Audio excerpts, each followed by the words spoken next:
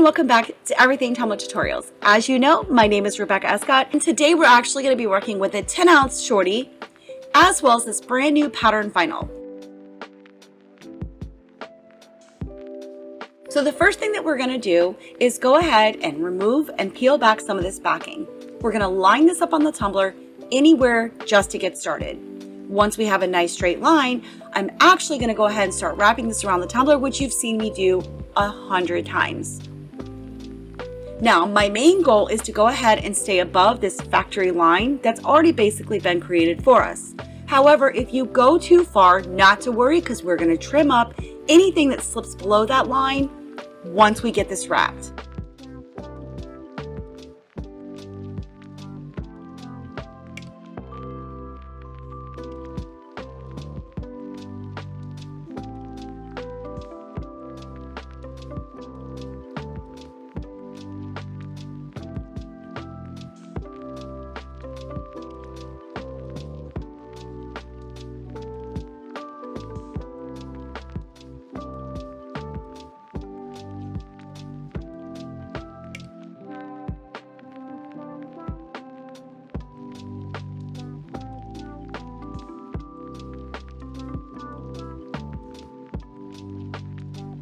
Once you have your tumbler wrapped and you are sure you are wrinkle free, now we're going to go ahead and trim the rim.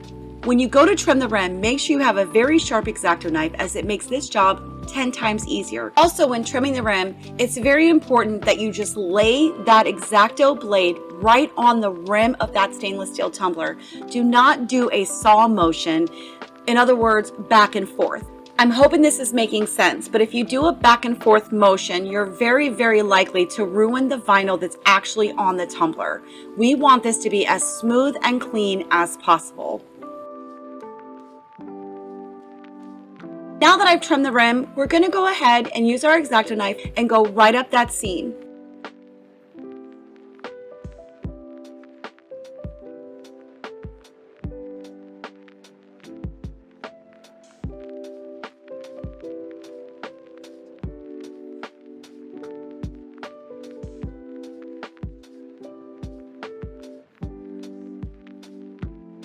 So as I stated earlier, if by any chance that you went ahead and took your vinyl below this factory line, we're going to go ahead and trim that anyways. So not to worry, it could be an actual gauge for you, if you will, to make sure that you have a nice straight line. Once you've removed all that excess, we're going to go ahead and cover this up, protect the tumbler so that we can spray paint this bottom end. So anytime that I'm going to protect my tumblers, I simply use painter's tape and parchment paper. However, you can use whatever you are most comfortable with.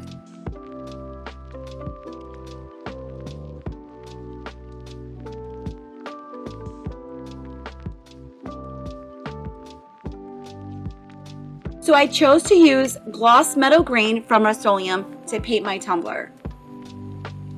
Once it's painted, I immediately remove the parchment paper as well as the painter's tape.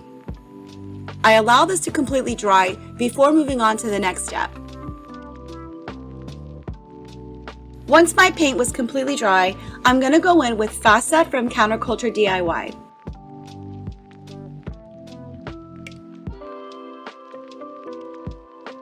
You're going to want to make sure that this is fully cured before moving on to the next step. And make sure you use your heat torch to pop any bubbles you may or may not be able to see. Now that we are fully cured, I'm going to go ahead and move on. So I did jump a step and I decided to go ahead and add on the 3-inch diameter that I did make with Cricut Design Space using the circle feature that is provided. I'm using the same pattern vinyl as I did on the remaining bits of the tumbler.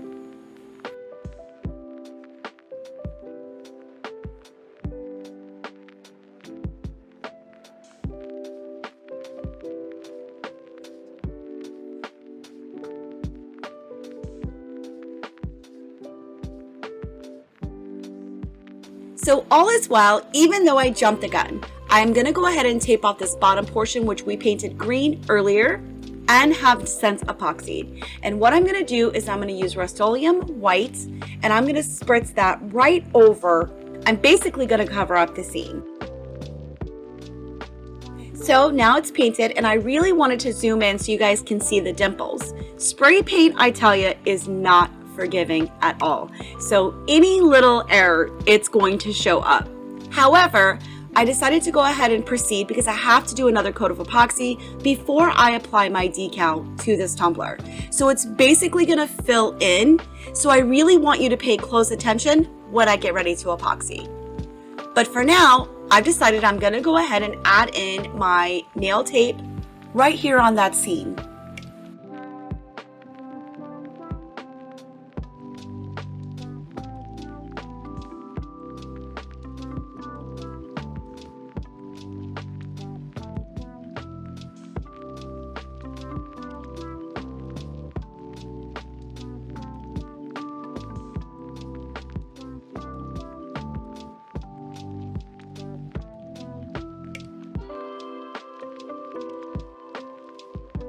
Sometimes I feel like a huge mistake queen, but honestly, I'm just here to teach you guys. So my mistakes help prevent your mistakes.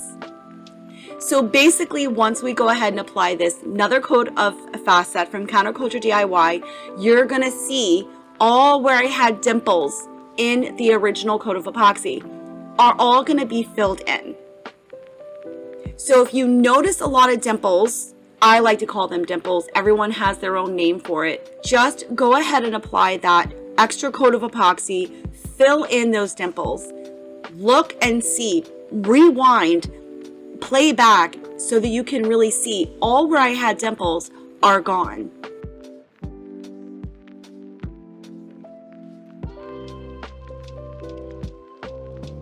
Let me know down in the comments if you caught on to what I was talking about a few minutes ago.